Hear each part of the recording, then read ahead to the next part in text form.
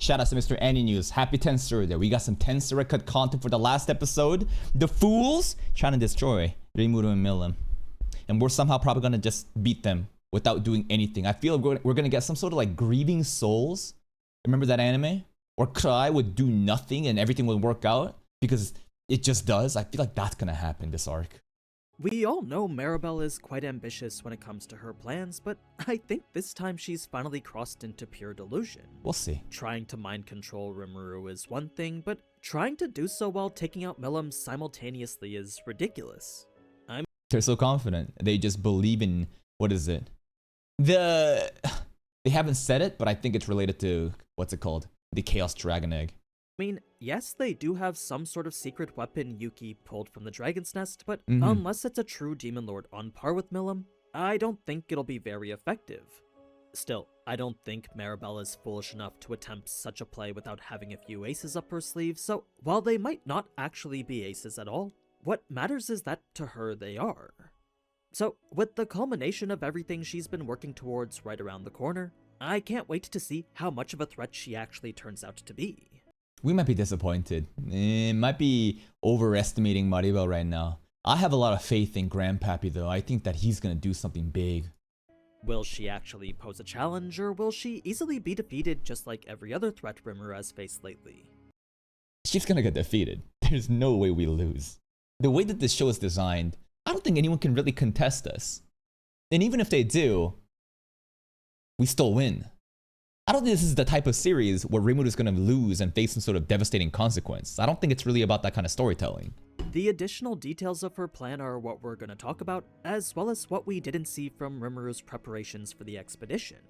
I think you're going to be surprised by how deep his fascination for firearms go. He loves the guns. First things first though, it's always my pleasure to— Oh, first things first though. Oh, he got me. Shit, he switched that ad read up. But first, before we get started, first things first though. And the tempo and the cadence of his the transition didn't give me like a signal that something was coming. His fascination for firearms go. First things first though. That was abrupt. That was a new one. That caught me off guard. It's always my pleasure to showcase the best custom anime PCs on the market. Okay. Starforge Systems was kind enough to shit! You got a video, Starforge so this sponsor! time you get to see their newest Apothecary Diaries setup. Looks good. Whether just the case or the entire PC as a bundle, getting this will be like bringing your own mini Imperial Apothecary. Yo, shoutouts to Apothecary Diaries Season 3 coming in hot this fall. October, man. It's coming back already. Carry right to your office. The wood frame lattice is honestly some of their most creative work too, carefully designed by fans who love the series as much as you do. The best part, as always, though, Yeah, none of you guys knew it's coming back, right? The marketing has been really low-key. are the interchangeable plate lights you can use to customize your PC the way that you want. You can even get some from a completely different collection if you wanted. The mouse pads are usually what I'm into, but if you're looking to customize The mouse pad. your office a little bit more, a selection of beautiful wall arts are sold separately too. Cool. So even if you're not looking for an entire Apothecary Diaries PC, you can still show your love for the series with all these other peripherals. LARP! Rest assured that if you do get this beautiful piece, the case's design is UV printed to ensure maximum durability. The entire thing comes with a lengthy 2-year warranty, and should you for some reason not like it, you can return it free of charge within 30 days or less. Oh, how convenient. So whether it's the impressive case, the full rig, or any of the accessories, be sure to check out the full offering of this Apothecary Diaries collaboration using my link down in the description. Link in the description. You have to use his thing. Remember, how does affiliate marketing work? What is affiliate marketing? When you use a discount code to buy something, and then the creator gets a cut of that, all right? You want to support this shit? You gotta buy it, bro. You want a new PC? I don't fucking know. Go check out Aninews PC. pc.com/Aninews. But anyway, episode 80, The Groundwork of Greed, covering chapter 4 from volume 10 of the light novel. With Glenda's defeat signaling the need for a new plan, Maribel would suggest laying a new trap. This, as we saw, was planned for Rimuru's expedition with Kaguli, one that MILIM would be present for too. Her eyes? At first, Maribel Her eyes couldn't really seem to discern who Kagari really is. Because remember, this is Demon Lord Kazurim from the past. That's been... her soul's been planted onto a female elf. did ask if Yuki could prevent her from going, but with so much suspicion already on him, Yuki knew that would be impossible. That's when Maribel would say they just needed to bring down MILIM too. The pinnacle of what you might call reckless determination. It was beyond foolish to think anyone could take down 2 demon lords at once. And not just any 2 demon lords, these specific ones, are you crazy? Like if you're talking about like demon lord like Clayman and Cuttigun, right? Is this in Cuttigun? Basically the beast guy, right? Or like, let's say Frey. I could see that. Yeah, but like these 2? You crazy? Especially if all they were was human.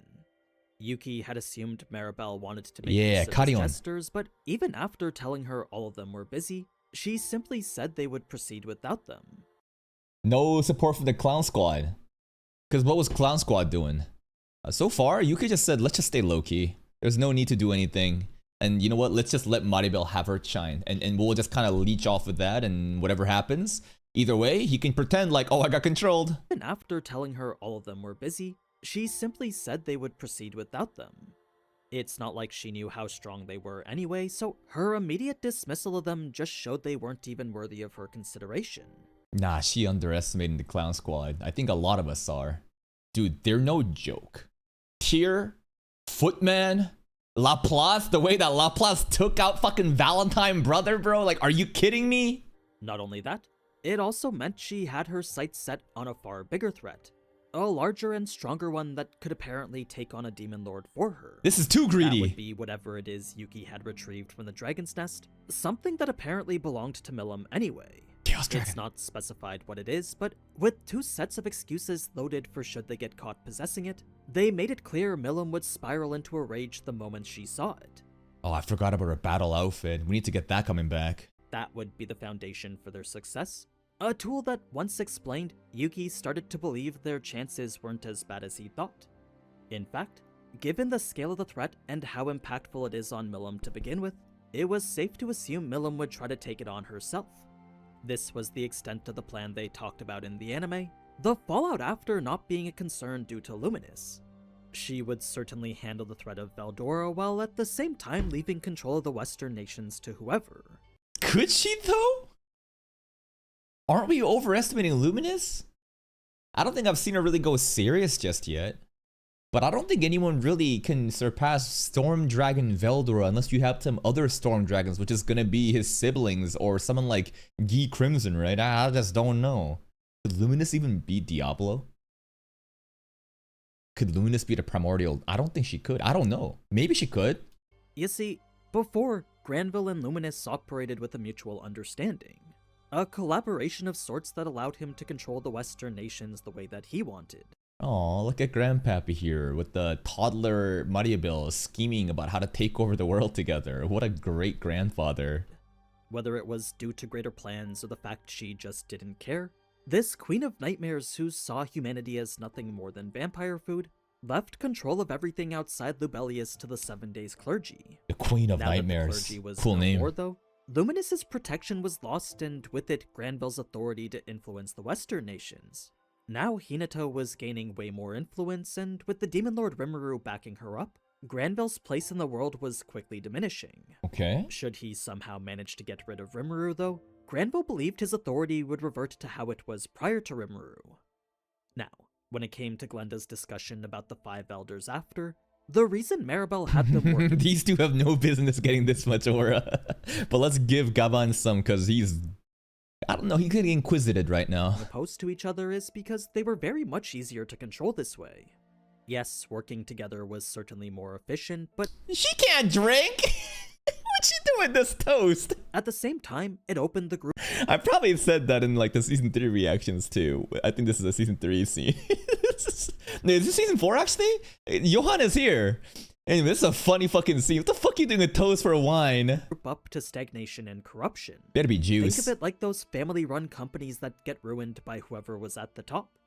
Yo, shout out to Succession. This is actually a really compelling series. I didn't finish it, but from what I've seen, it was actually pretty fun. Just to look at how does billionaire Nepo children behave in this family. Maribel's way effectively prevented that, ensuring every person operating under her worked to the best of their ability. Johan's success was a testament to that.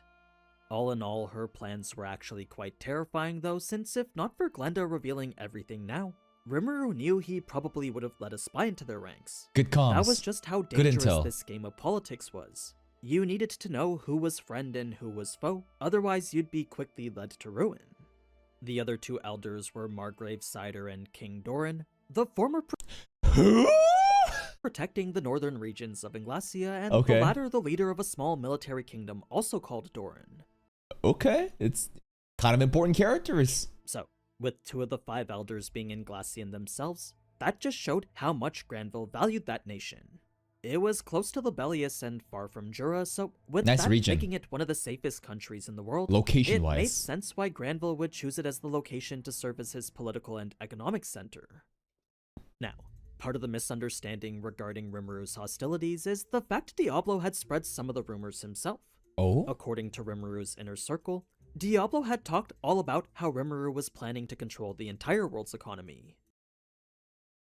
Maybe be a little low-key with that, man. Jesus Christ! Well, Rimuru didn't outright say he wasn't, but to think that was what everyone else was aiming for immediately was a miscommunication on his part. We gotta slow... Oh, look at Benimaru again, eating a cute little fucking snack. Dude, we gotta ease in. So it's like, of course we're gonna do it, but like, in order to actually do it, people need to want to support it. We need to be low-key and be like, oh, I don't want to do it, guys. You gotta... No one likes a king that declares himself king. That position is granted by the people who are manipulated and thinks that they're doing something that's good. So the idea is you gotta slowly influence and let people know and increase their quality of life, become an economic hub and trades and whatever, and grant them a sense of safety and security. And then they're like, yeah, you know what? Tempe should be the one to take care of us all. And then like, you know what, shit, I don't think I go that far, guys, but if you say so, okay. So, with the clash with the Western nations all but inevitable, Rimuru decided to just proceed the way he was already. At the moment, he was waging a war of information and economics against the Rotsos, while for the wildcard Yuki, he was taking the wait-and-see approach. They keep doing this dark matter, you know, grainy filter, and I actually love it. Just like in One Punch Man Season 3, you know those RGB filters that they keep using? They use this a lot in Tensura, but I think it actually does it really well. It is important to note, though, that at this point in the novel, Glenda hadn't yet revealed Yuki was being controlled by Maribel. Not yet. That being the case, naturally Hinata would wonder why Rimuru was so suspicious of him. Rimuru would then fill her in on how he was the only one who could have leaked the information on who he was back to the Eastern merchants, those same merchants that convinced Hinata to attack him back in Season 3. Rimuru would then explain how Yuki was working with the Plas too, the same jester who killed Lord.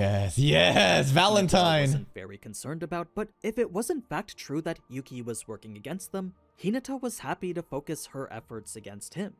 So it was now that Glenda would reveal Yuki was under Maribel's control, something she didn't share sooner simply due to the fact 9 times out of 10 she didn't interact with Maribel. Yes, Maribel did give her the occasional order, but 90% of the time they came from Granville instead. Okay. So Glenda's interactions with Maribel... That's kind of crazy. Grandpappy was actually like the middleman. And Maribel was like the top boss, and Glenda's too much of a grunt worker to get a direct conversation. ...were very limited, giving her minimal insight into what she might be thinking. That included her plans for Yuki, which, up until now, Glenda completely forgot to mention. Now, whether or not Maribel was the one who got Yuki to leak the information which made its way to Hinata, that was a question not even Raphael could answer. And if Raphael couldn't answer it itself, then Rimuru knew there was no point in him thinking about it. No. That's a terrible mindset. Oh, ChatGPT can't do it? Fuck, I give up. Why bother thinking for myself? It's impossible. What mattered was the fact Yuki was operating against them, and that in turn meant keeping an eye on him. Normally, Rimuru would be fine maintaining his wait-and-see approach, but now that he knew Yuki was being influenced by the will of someone else, he wondered if staying passive was the right move anymore. Like, the normal Yuki would never make the bold move of attempting something when suspicions were so high, but if those actions weren't even his to begin with, there was a good chance he might try something regardless. Yeah? That then brought up the conversation. What will he try? I don't know. I'm keeping my eye on. I think that the biggest trump card that Maribel has actually is Yuki somehow. But even then, I don't think Yuki will act in the best interest of Maribel unless it aligns with his own. Of their expedition, The perfect place to strike while also shifting the blame onto the guild. Surely. Should Yuki be coerced into doing something there, then even if it didn't work, Maribel and Granville could just feign ignorance. They could easily pin the blame on the guild, then create this rift between them and Tempest, Okay. effectively ruining Rimuru's plans to stay collaborative. They could also just directly attack Tempest while Please try it. Please try it. Just, I'm begging someone to do it. I need more of the season 2 moments. Rimuru was gone, but Rimuru knew that wouldn't be so easy for them. Gupta could clear them. Now, Gupta's coming with us, actually. So, in the end, Rimuru would accept his role as bait and deliberately open himself up to lure the enemies out. Okay. Should something happen here in Tempest, then if Benimaru's defense and Shuna's barriers weren't enough, Rimuru told them to fall back on Veldora. Oh my god. Though the odds of that being necessary were extremely unlikely. You gonna come out to help? Fast forward now to the preparation from prior to the expedition, and something about seeing a dwarf handle a gun just seems off. It looks funny.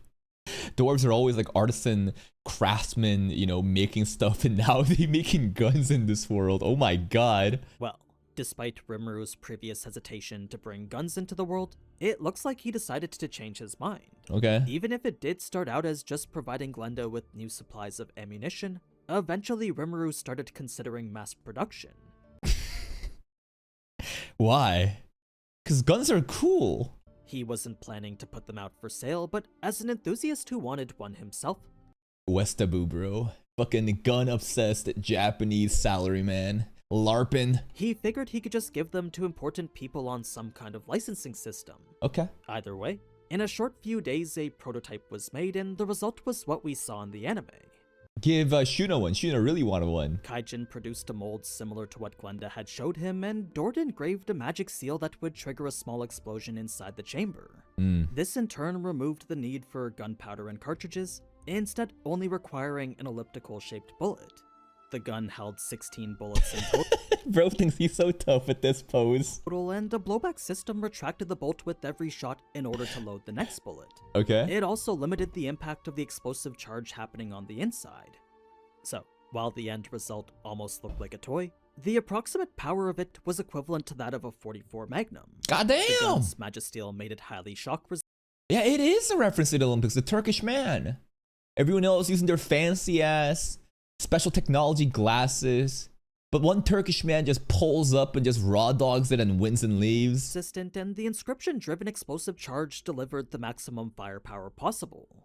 That power could then be enhanced even more depending on the type of bullet, magic-infused mithril shots creating more force depending on the amount of magic put into it. Cool. This made the gun effective against monsters as well as those with high physical resistances. Yeah, and now we have like... I wonder if this will like kill off like the ranged, you know, ranged magic or like ranged weapon adventurers. Everyone just wants a gun now, and it's gonna be good to just use to protect them from monsters. So, all in all, the standard gun was about as powerful as a rare item. I wonder how long until this shit gets abused and mass shooting starts to happen. But like, that is a very realistic, real world thing, because if it's in the world of Tempest, there are like, dude, people have like crazy fucking magic spells that can do more destruction than guns in the public. So the idea that introducing guns will somehow cause mass hysteria and people to die and for incidents to happen, that can already happen because we already have access to, again, just like means of destruction like no other, through whether it be magic, whether it be different weapons, right? One that, depending on the bullet, could hit as hard as a unique. The item itself was very interesting to have around, so Rimuru figured it might be useful to make them standard issue for recruits. Maybe not, but that was a decision he'd make another time. For now, he just wanted to see how having them around would play out. He figured if a situation called for them, then perhaps he could just lend them out sometimes. Okay. The day of the expedition was actually one of those situations, since if Rimuru was going to complete his explorer look, a sidearm was definitely the way to do it. He's just straight up just LARPing, bro. He's just doing it for the vibes, the aesthetics. You might be wondering, why did Gopta get one too then? Well, despite only wanting to lend it out when necessary, Rimuru gave it to him as a gift. Oh, Gopta always gets spoiled by Rimuru. Rimuru is always like giving Gopta like special preference too, and making him special gifts. Now, meeting Kagali brought with it suspicions from Rimuru, since she was after Remember when Kota went Super Saiyan? When granted by Rimuru the opportunity to get a gift, a new weapon, which was the cool like sheath, fighting against, I think it was Gabiru at that time. That Super Saiyan moment came out of nowhere. For all Yuki's Vice Guildmaster. That's why MILIM analyzed her with her dragon eyes, not seeing anything entirely problematic, but there was something that did catch her attention. Something sus. We don't know what, but at the very least, to her dragon eyes it wasn't a threat. Okay. Still, Rimuru knew he needed to be on the defensive, and that's exactly the mindset he had. The Dark Elves! Distov. That's pretty much all to talk about from this episode, so I think next is when we'll get to see Maribel's plans in motion again. Yes, sir. Perhaps this one will be more of a threat than the last. I'm genuinely curious to see what it is they have that will end up keeping MILIM occupied. Looks like Subaru's taking a fart here. So, be sure to subscribe if you want to see my cut content on that episode, and if you enjoyed this one, then leave a like and comment. Yes, sir! Now, until next time, ciao. Ciao indeed. Thank you to Mr. Aninews as always for providing us the summary. The last episode was pretty simple, right? Pretty short. I want this most recent one that dropped today to be more exciting, but a lot of interesting information happening regarding Maribel and Grandpapi Rotso and Yuki. And just like the I guess like the details of like the guns and the applications. Wonder how important the guns will be in the future, or if this is just gonna be a cool little thing that, you know, will be mentioned and kind of forgotten later on. Link to Mr. Aninews' channel in the video right there. Go give it a like, check out his content, and I'll see you next time.